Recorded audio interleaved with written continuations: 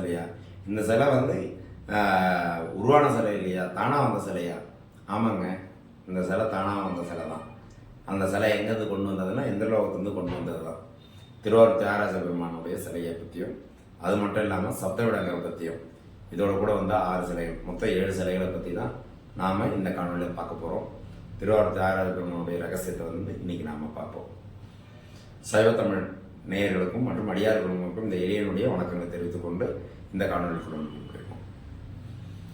திருவாரூர் தியாகராஜ பெருமான் சிலை, இந்த கோயில் வந்து எப்போ வந்ததுன்றத யாருக்குமே தெரியாது. சிதம்பரத்துக்கு முன்னாடியா பின்னாடியா, இல்லைனாக்கா உத்தரகோசமங்கைக்கு முன்னாடியா பின்னாடியா அப்படின்னு எந்த விஷயமும் யாருக்கும் தெரியாமல் தான் இன்னமும் ஒரு கேள்வியாக இருக்குது. திருநாவுக்கரசு பெருமான் கூட வந்து பார்த்தீங்கன்னாக்கா 6வது திருமுறையில் 34வது பாட்டு முன்னோ பின்னோ முன்னோ பின்னோ வந்த நாள் எந்த நாளோ அப்படின்னு சொல்லிட்டுன்னு ஒரு திருத்தாண்டகத்தையும் எழுதியிருக்கார். சரி, திருவாரூர் தியாகராஜ பெருமான் பற்றி பார்க்கறதுக்கு முன்னாடி இந்த சிலைகளை பற்றி, இந்த சிலை எப்படி வந்தது அப்படிங்கிறத பற்றி நம்ம பார்க்கலாம்.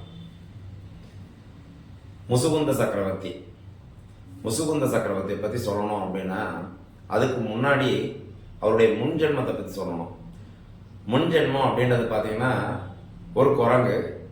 அந்த குரங்கானது வந்து பார்த்தீங்கன்னாக்கா ஒரு புலி கிட்டேருந்து தப்பிக்கிறதுக்காக ஒரு மரத்து மேலே ஏறி உக்காரும்.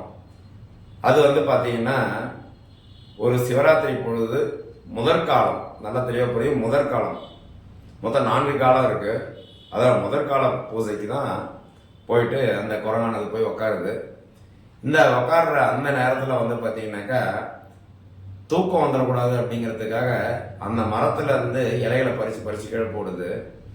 அந்த மரத்துல இருந்து இலைகளை பறித்து கீழே போடுற சமயத்தில் கீழே வந்து சிவபெருமானுடைய சிலை இருக்குங்கிறது அதுக்கும் தெரியாது.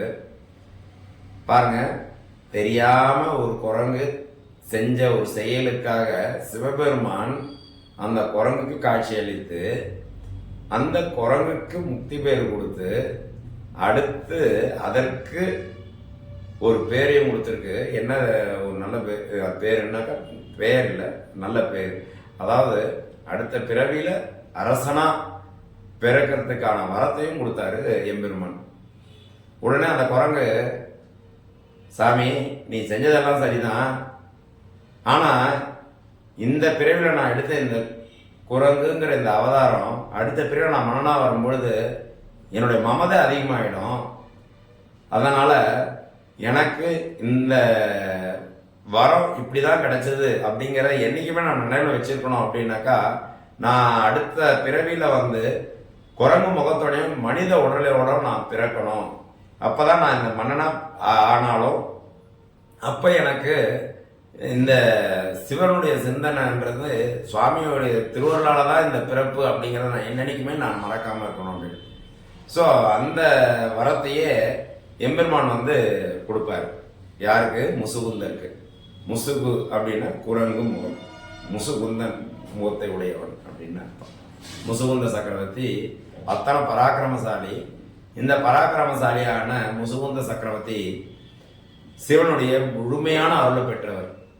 எந்த நேரத்துலையும் வந்து பார்த்தீங்கன்னா சிவனை மனதால் நினைச்சா உடனே அவர் என்ன நினைக்கிறாரோ அது, ஏன்னா ஒரு சிவனுடைய அடியார்கள் வந்து பார்த்தீங்கன்னா தனக்காக அப்படிங்கிறது கண்டிப்பாக அவங்க அதிகமாக நினைக்க மாட்டாங்க, பிறர்க்காக தான் அவங்க வந்து அதிகமாக நினைப்பாங்க.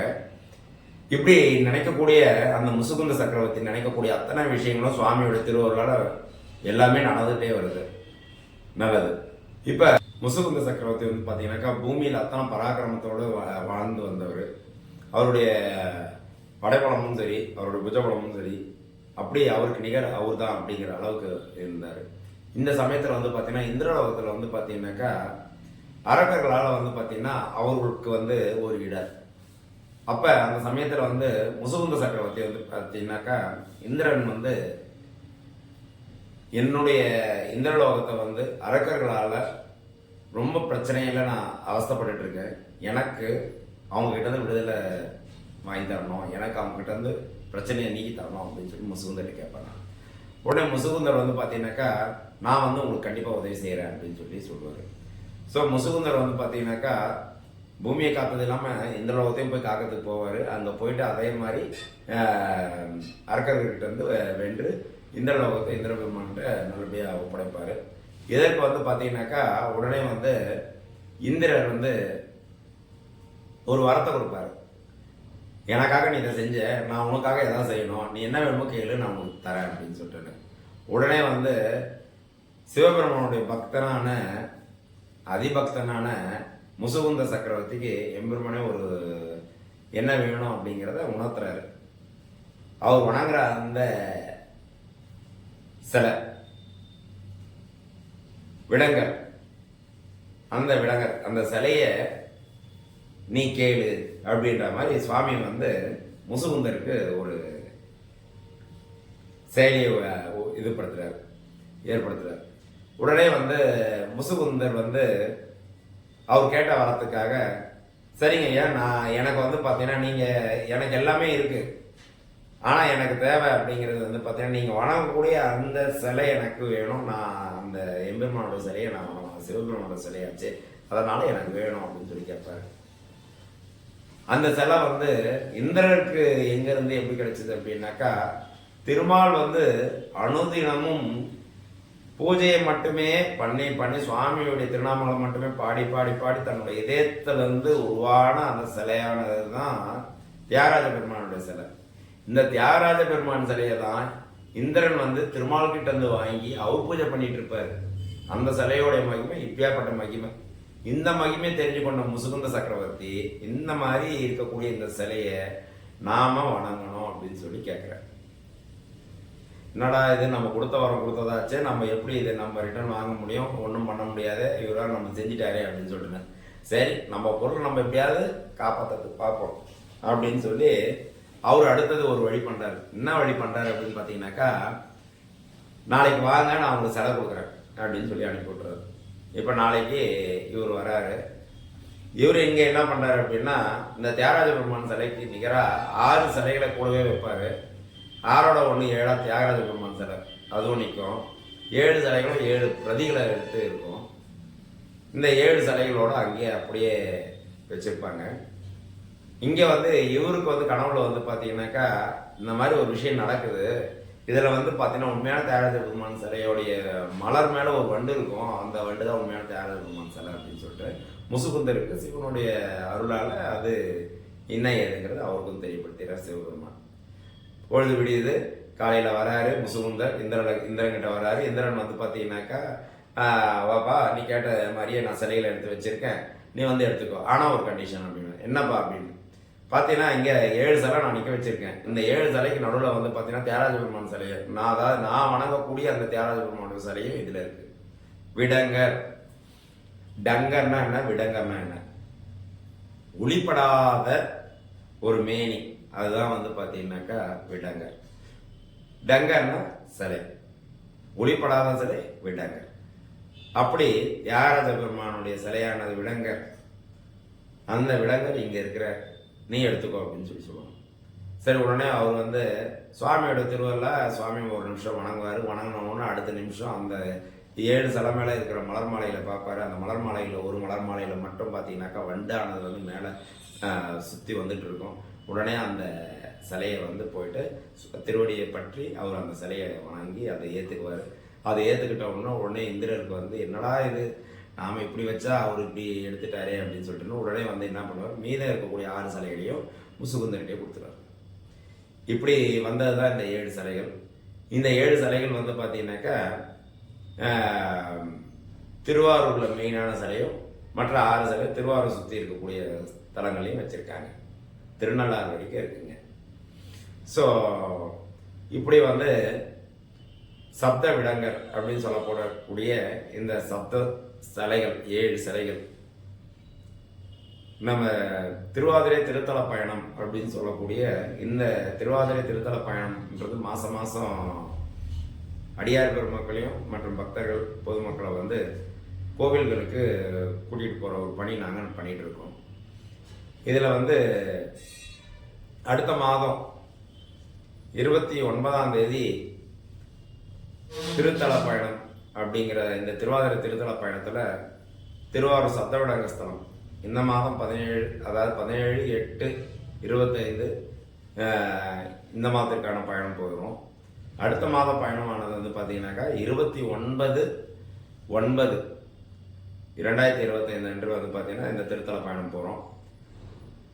விருப்பமுள்ள அடியார் பெருமக்கள் வந்து உங்கள் பெயரை முன்பதிவு செய்து நீங்கள் வந்து உங்கள் பேரை எங்களுக்கு இந்த கீழே கொடுத்துருக்குற இந்த நம்பரில் நீங்கள் கால் செய்தீங்கன்னாக்கா உங்களுடைய பெயரை நாங்கள் பதிவு செய்துக்குவோம். எங்கே வந்து வண்டி ஏறணும் அப்படின்னா தாம்பரம் ரயில் நிலையம், சென்னையை சுற்றி இருக்கக்கூடிய மக்களாக இருந்தால் தாம்பரம் ரயில் நிலையம் வரணும். ரயில் நிலையத்தில் ராத்திரி 11 மணிக்கெல்லாம் வந்துடணும். வந்துட்டிங்கனாக்கா உங்களுடைய பயண ஏற்பாடானது அங்கேருந்து தான் நாங்கள் ஏற்றுக்கொள்கின்றோம். நீங்கள் வந்து இதற்கான கட்டணம் என்னன்றதை ஃபோன் பண்ணி நீங்கள் கேட்டுக்குங்க.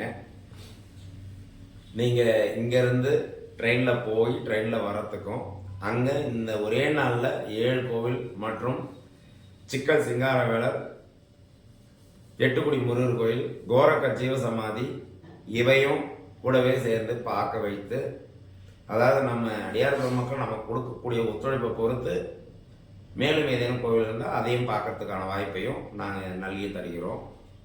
இதை எல்லாத்தையும் நாங்கள் முடிச்சுக்கிட்டு இரவு பள்ளியற பூஜை திருவாரூர் தியாகராஜ பெருமானுக்கு வந்து பாராயணங்கள் ஒரு 1/2 மணி நேரம் 3/4 மணி நேரத்துக்கு பாராயணங்கள் பண்ணி தியாகராஜ சன்னதியில் எல்லாரும் சுவாமி மகிழ்வித்து நாமும் மகிழ்ந்து இந்த சப்த விடங்க தல யாத்திரையை நாங்கள் முடித்து திரும்பவும் ரயில் நிலையத்துக்கு வந்து தாம்பரத்துக்கு, செங்கல்பட்டுக்கு இந்த மாதிரி ஒவ்வொரு இடத்துல இறக்க வேண்டியவங்க எல்லாரையும் இறக்கி அவங்கள அனுப்பி விடுறோம். இது ரெகுலராக நாங்கள் பண்ணிகிட்ருக்கோம். அடுத்த மாதம் 21ஆம் தேதி வந்து பார்த்திங்கன்னா சப்தஸ்தான ஸ்தலங்கள் மற்றும் சப்த மங்கைய ஸ்தலங்கள் அப்படின்னு சொல்லிட்டு திருவையாறு, இந்த திருவையாறில் வந்து பார்த்திங்கன்னா என்ன விசேஷம் அப்படின்னாக்கா, வடக்கு பிரகாரத்தில் தெற்கு பிரகாரத்தில், வடக்கு பிரகாரத்தில் திருக்கைலாயத்துடைய வடக்கு முகத்தையும் தெற்கு பிரகாரத்தில் திருக்கைலாயத்துடைய தெற்கு முகத்தையும் நந்தியம்பெருமான் வந்து அங்கே வந்து ஸ்தாபனம் பண்ணியிருக்கார். இந்த நந்தியம்பெருமான் ஸ்தாபனம் பண்ண திருக்கைலாயம், பூமியோட திருக்கைலாயம் அப்படின்னு சொல்லி பார்த்தீங்கன்னாக்கா, பூலோக திருக்கைலாயம் அப்படின்னு சொல்றது பார்த்தீங்கன்னாக்கா நம்ம திருவையாறு தான். அது மட்டும் இல்லாமல் சப்தஸ்தானம் அப்படின்னாக்கா எம்பெருமானும் எம்பெருமாட்டியும் சேர்ந்து சுற்றி இருக்கக்கூடிய ஒரு 6 கோவில் இருக்கு. அந்த 6 கோயில்லையும் சென்று ஒவ்வொரு கோயிலையும் ஒவ்வொரு பொருளை வாங்கியாந்து நகை, நெய், சாப்பாடு, அது மாதிரி வேத விற்பனர்கள், அதுக்கு உண்டான அந்த ஒவ்வொரு விஷயங்களும் இருக்கும். இந்த மாதிரி 6 வகையான பொருளை வாங்கிட்டு வந்து திருமணப்பாடியில் நந்தி பெருமானுக்கு நந்தி கல்யாணம் பண்ணுவாங்க. இதில் இன்னொரு விஷயம், திருக்கைலாயத்துக்கு போக முடியாதவங்க இந்த திருவையாறு இந்த தல யாத்திரையெல்லாம் கலந்து கொண்டு திருக்கைலாயத்தை கண்டு அந்த பயணம் பெறலாம். திருமணத்தடை நந்தியம்பெருமான திருமணம் வந்து இப்படிதான் ஆச்சுன்றதுனால இதே வரிசையில் நாங்கள் உங்களுக்கு கூட்டிகிட்டு போய் இதே 7 கோயிலுக்கு கூட்டிட்டு போயிட்டு நாங்கள் இந்த திருமணம் ஆகாதவங்களுக்காக இதையே நாங்கள் கூட்டிகிட்டு போய் நாங்கள் காமிச்சு கூட்டிகிட்டு வந்துட்டோம். இது ரெகுலராக நாங்கள் பண்ணிகிட்டு இருக்கிறோம். விருப்பம் இருக்கக்கூடியவங்க வந்து பார்த்தீங்கன்னா கீழே இருக்கக்கூடிய இந்த நம்பரில் நீங்களும் தொடர்பு கொண்டு முன்பதிவு செய்து உங்களை இது பண்ணிட்டு போகிறோம். இதுக்கு வந்து பார்த்தீங்கன்னா உழவன் எக்ஸ்பிரஸில் கொண்டு போய் தஞ்சாவூரில் இறக்கி தஞ்சாவூர்லேருந்து நம்ம பயணங்கள் முடித்து திருப்பி இதே மாதிரி கூட்டிகிட்டு வந்து உணவு எல்லாமே நாங்களே தான் பார்த்துக்குறோங்க. திரும்பவும் எக்மோரில் எடுத்துகிட்டு வந்து சேர்த்துறோம். இது எக்மோரில் ஆரம்பிக்குது, எக்மோரில் முடியுதுங்க. அதே மாதிரி பார்த்தீங்கன்னாக்கா அங்கே வந்து வேன் வந்து பார்த்தீங்கன்னா குளிர்சாதன வசதியுடைய வேனை தான் ஏற்பாடு பண்ணியிருக்கோம். வெயிலில் கூட உங்களை சுத்த விடாமல் ஏசிலேயே கொண்டு போய் ஏசிலேயே கூட்டிகிட்டு வந்துடுறோம்.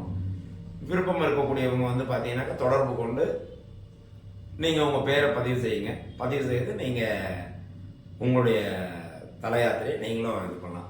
இந்த மாதிரி மட்டும் இல்லாமல் இன்னும் நிறைய தல யாத்திரைகளை நாங்கள் கூட்டிகிட்டு போகிறோம். விருப்பம் இருக்கக்கூடிய அடியார் மக்கள் மற்றும் பொதுமக்கள் அனைவரும் வந்து இந்த திருவாதிரை திருத்தல பயணங்களை வந்து கலந்து கொண்டு சுவாமியோட திருவருளை பெறுங்க. நான் எங்களுடைய நோக்கம் வந்து பார்த்தீங்கன்னா 274 சிவாலயங்களையும் பார்க்கணும் அப்படிங்கிறது, பஞ்சபூத ஸ்தலங்களை பார்க்க வைக்கணும் அப்படிங்கிறது. அதே மாதிரி பார்த்தீங்கன்னா திருவீராட்டானம் சுவாமியுடைய வீர தீர செயல்கள் புரிந்த இடங்களை பார்க்கணும் அப்படிங்கிறது. 12 ஜோதிர்லிங்கங்கள், காசி, ராமேஸ்வரம், திருக்கைலாயம், இப்படி ஒவ்வொரு யாத்திரையாக நாங்கள் கூட்டிகிட்டு போகிறதுக்கு நாங்கள் ஏற்பாடு செஞ்சுட்டு வரோம். விருப்பம் இருக்கக்கூடிய அடியார் பெருமக்கள் நீங்கள் கலந்து கொண்டு மேன்மேலும் பயன்பெறுங்க. நம்முடைய இந்த நிகழ்ச்சி பிடிச்சிருந்ததுனாக்கா லைக் பண்ணுங்கள், ஷேர் பண்ணுங்கள், நம்ம சேனல் ஷேர் பண்ணுங்கள், சப்ஸ்கிரைப் பண்ணுங்கள், சேனல் சப்ஸ்கிரைப் பண்ணுங்கள். ஏதேனும் உங்களுக்கு கேள்வி இருந்ததுன்னா கமெண்ட் பாக்ஸில் கேளுங்க. ஏதேனும் சந்தேகம் இருந்தால் கேளுங்க. சிவாய நம.